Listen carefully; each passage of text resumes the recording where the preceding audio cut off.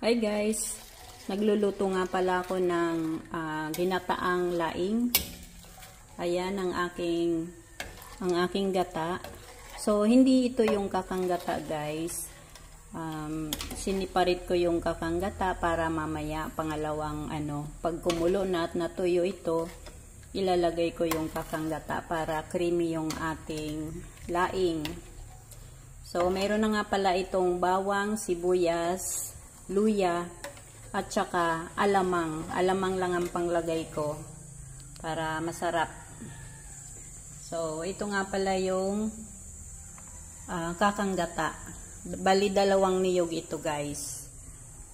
Syempre, ito lang yung gugulayin ko. Isang balot ng laing na pinatuyo na binili ko sa market sa halagang 30 pesos per balot. Ayan guys, kulo na ang ating gata. Ilagay na natin yung laing. Ayan guys, nilagay ko na yung laing. Kita nyo naman, ang ganda ng pagkatuyo niya. Hindi siya tuyong-tuyo, hindi rin yung sariwa pa. Ayan. Ayan, patutuyuin lang natin ito bago ilagay yung kakang gata na nandoon.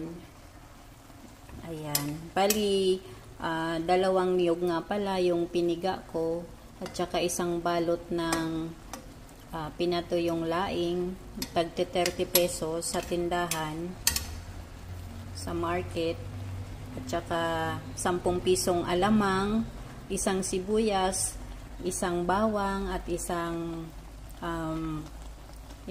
parang daliri ng luya. Ayan, dahil tuyo na yung unang gata, ilalagay ko na ang kakang gata. At syempre, nilagyan ko nga pala ng tira namin niya ng kalating piraso ng galunggong, pritong galunggong. Lagay na natin itong gata. Ayan, kakang gata ito guys.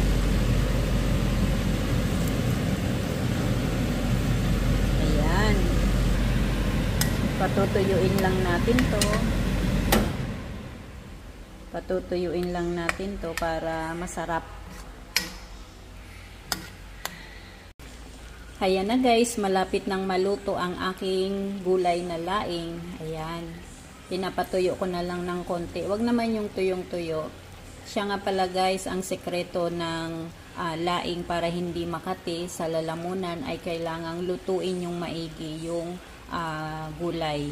Kasi yung laing ay merong siyang toxin na tinatawag na pag hindi siya naluto masyado o hindi siya naluto mabuti ay talagang makati siya sa lalamunan. Yan guys, salamat po sa panonood. Kain po tayo. Thank you.